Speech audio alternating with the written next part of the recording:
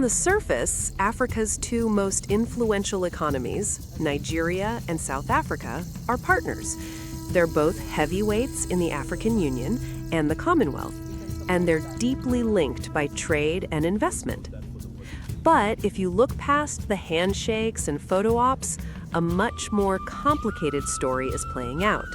It's a story of fierce ambition, intense rivalry, and a quiet, relentless fight for influence.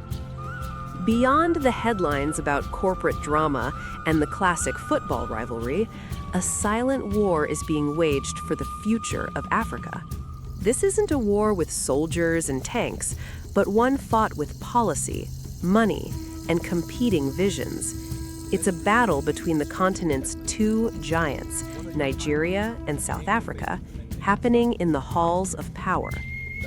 So, who's winning the fight to control Africa's voice and lead its most powerful institutions? And what will the outcome mean for everyone else? To get this rivalry, you first have to understand the players. As South African President Cyril Ramaphosa once said, they are joined at the hip, whether we like it or not. Together, they are the undisputed economic anchors of their respective regions, West and Southern Africa. Their partnership is essential, but their ideas about leadership couldn't be more different. On one side, you have Nigeria, the giant of Africa. With a population of over 200 million people, it's a demographic and cultural powerhouse. Its economy has, at different times, been the largest on the continent, often trading the top spot with South Africa depending on the year and exchange rates. It's fueled by a wild, entrepreneurial energy that gave the world Nollywood and Afrobeats.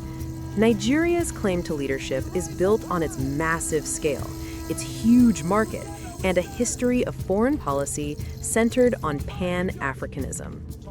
On the other side stands South Africa, the Rainbow Nation.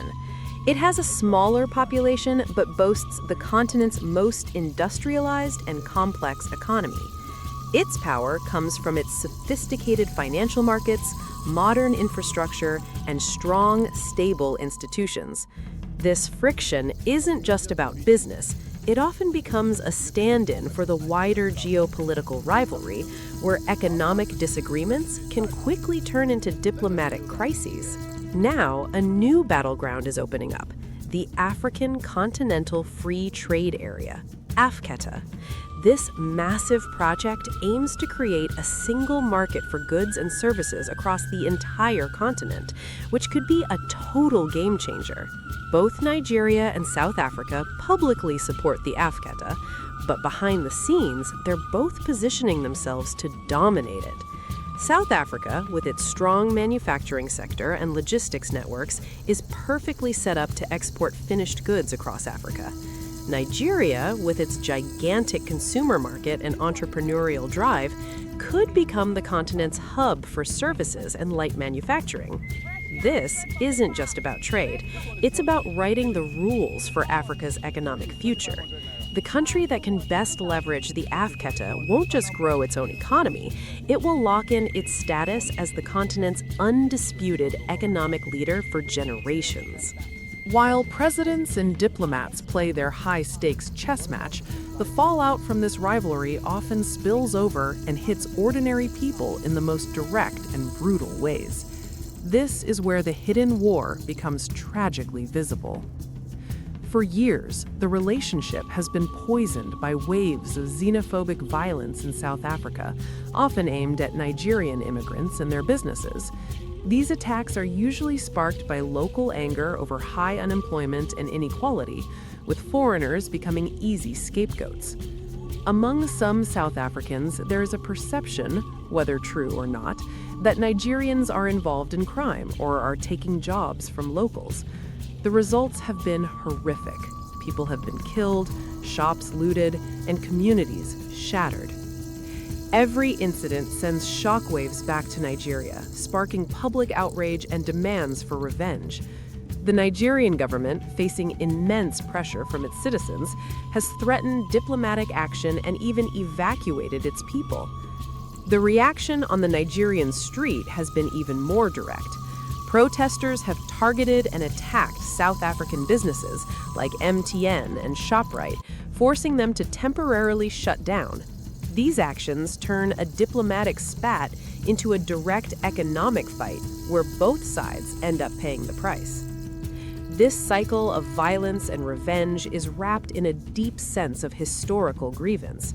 Many Nigerians feel that South Africa owes them a moral debt for the incredible support Nigeria gave during the fight against apartheid. Nigeria was a leading voice against the apartheid regime, providing financial aid, diplomatic muscle, and even providing travel documents to South African activists. The iconic Nigerian musician Sunny Okosun's song, Fire in Soweto, became a global anthem for the movement. From this viewpoint, the xenophobic attacks aren't just crimes, they're a profound betrayal. There's a powerful feeling that post-apartheid South Africa has failed to show enough gratitude for Nigeria's sacrifices. This history adds a strong emotional charge to the current conflicts, turning economic and social tensions into a story of ingratitude and disrespect. When the past comes knocking on the door of the present, it reminds everyone that this rivalry isn't just about power and money, it's also about memory, dignity, and a painful shared history that continues to fuel their volatile relationship. The rivalry between Nigeria and South Africa isn't just their problem, it's a battle for the soul of a continent at a turning point. The outcome of this silent war will shape the future for Africa's 1.4 billion people and its place in the world. The real question is no longer just about which country is bigger or richer, but which country's vision of leadership will win out. On one hand, if this competition continues, it risks creating a divided continent, pulled in different directions by its two most powerful nations. A continent where Nigeria and South Africa can't get along is a continent that can't speak with one voice on huge global issues like climate change, security, and trade. When they're split, like they were during the political crisis in Côte d'Ivoire or the intervention in Libya, it creates power vacuums that can be filled by outside forces, undermining the whole idea of African solutions to African problems. Their endless contest for dominance threatens to paralyze the continent's institutions and slow down integration. On the other hand, some argue that this competition, as messy as it is, could actually be a good thing. It might force both countries to clean up their acts at home, to tackle their own issues with governance, inequality, and corruption, in order to offer a more attractive leadership model to the rest of Africa. Ultimately, though, the general view among analysts is that Africa can't afford to have its two giants constantly at odds. The continent's biggest challenges, from making the AfCFTA work to fighting terrorism and managing health crises, demand serious and lasting collaboration. Their partnership, no matter how tense, is critical for Africa's stability and progress. This brings us back to the main point. Nigeria and South Africa aren't just rivals, they are the two clearest contenders for who gets to lead Africa. Their fights are often just proxies for a bigger struggle over who gets to define what African leadership even means. The future depends on whether they see each other as enemies in a game where one must lose, or as essential partners with a shared destiny. From the diplomatic floors of the African Union and the UN to the economic battlegrounds of corporate takeovers and the AfCFTA, the silent war between Nigeria and South Africa is redrawing the map of the continent. We've seen how this high-level rivalry is driven by clashing economic models, old wounds, and a deep-seated desire to lead. We've also seen how it tragically spills over into the lives of everyday people through the horror of xenophobia. This isn't a simple story with a good guy and a bad guy. It's a complex, decades-long power struggle between two regional titans, each with a legitimate claim to being number one, but each held back by its own internal problems and a deep distrust of the other. Their relationship is a paradox. They are codependent rivals, locked in a partnership that neither can escape, but one that is full of tension. The future of Africa might just depend on how this conflict gets resolved. So, what do you think?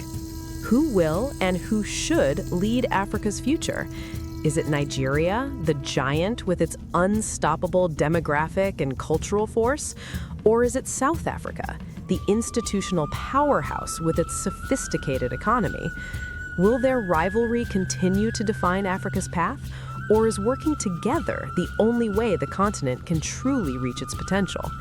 Let us know your thoughts in the comments below. And for more content that decodes the forces shaping our world, make sure you subscribe and hit the notification bell.